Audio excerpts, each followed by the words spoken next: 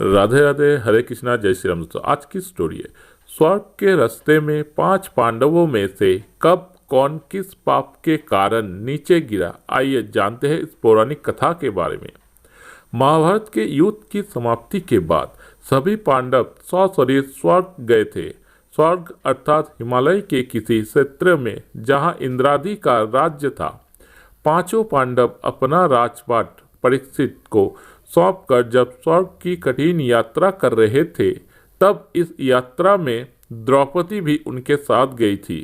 सभी चाहते थे कि हम ससरित स्वर्ग पहुँचे, परंतु रास्ते में कुछ ऐसा घटा कि एक एक करके पांडव नीचे गिरकर मृत्यु को प्राप्त हो गए। यात्रा के दौरान जब पांडव बद्रीनाथ पहुँचे और वहां से आगे बढ़े, तो सरस्वती नदी के उद्गम स्थल पर नदी को पार करना द्रौपदी के लिए कष्टकर हो गया था। ऐसे समय में भीम ने एक बड़ा सा चट्टान उठाकर नदी के बीच में डाल दिया।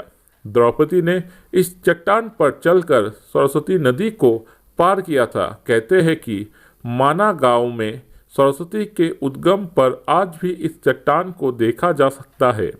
इसे वर्तमान में भीम पुल कहा जाता है। हालांकि महाभारत की कथा अनुसार पांचों पांडव द्रौपदी तथा एक कुत्ता आगे चलने लगे।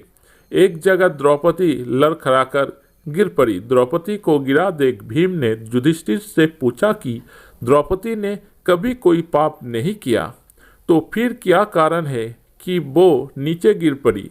युधिष्ठिर ने कहा, द्रौपदी हम सभी में अर्जुन को अधिक प्रेम करती थी, इसलिए उसके साथ ऐसा हुआ। ऐसा कहकर युधिष्ठिर द्रौपदी को देखे बिना ही आगे बढ़ गए।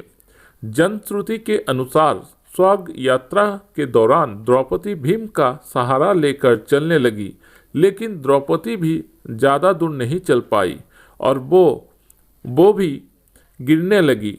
ऐसे समय भीम ने द्रौपदी को संभाला।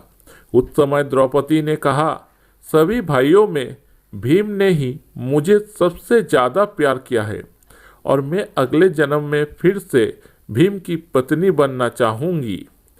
थोड़ी देर बाद सहदेव भी गिर पड़े। तब भीम ने पूछा, सहदेव क्यों गिरा। युधिष्ठिर ने कहा, सहदेव किसी को अपने जैसा विद्वान नहीं समझता था, इसी दोष के कारण गिरना पड़ा। कुछ देर बाद नकुल भी गिर पड़े।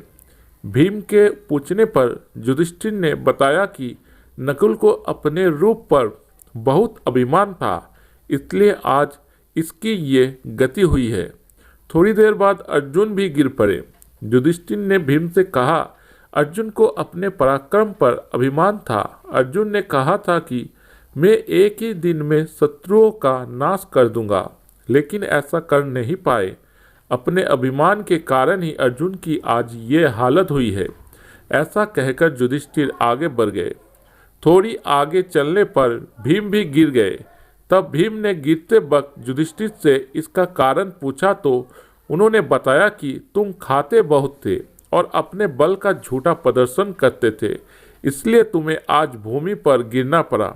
ये कहकर युधिष्ठिर आगे चल दिए। केवल वो कुत्ता ही उनके साथ चलता रहा।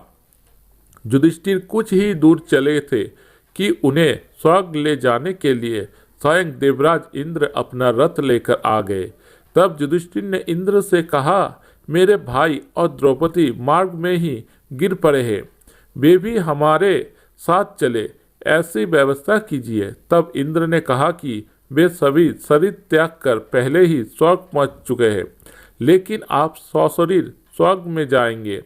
इंद्र की बात सुनकर युधिष्ठिर ने कहा कि ये कुत्ता भी मेरे साथ जाएगा, लेकिन इंद्र ने ऐसा करने से मना कर दिया। काफ़ी देर समझाने पर भी जब युधिष्ठिर बिना कुत्ते के स्वर्ग जाने के लिए नहीं माने, तो कुत्ते के रूप में यमराज अपने वास्तविक रूप में प्रकट हो गए। युधिष्ठिर को अपने धर्म में स्थित देखकर यमराज खुश हुए।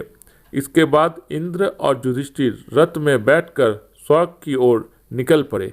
आपको ये स्टोरी जानकर कैसी लगी कमेंट में जरूर बताइए। अगर आप भी एक सच्चे सनातनी हैं और सनातन धर्म के विषय में जानना चाहते हैं तो मेरे इस मोटिवेशन स्टोरी चैनल को जरूर सब्सक्राइब करके रखें। राधे राधे, हरे कृष्णा, जय श्री राम। दोस्तों मैं बच्चू राम, मेरे इस मोटिवेशन स्टोरी चैनल पर वीडियो को देखने के लिए आप सभी का तहे दिल से को धन्यवाद।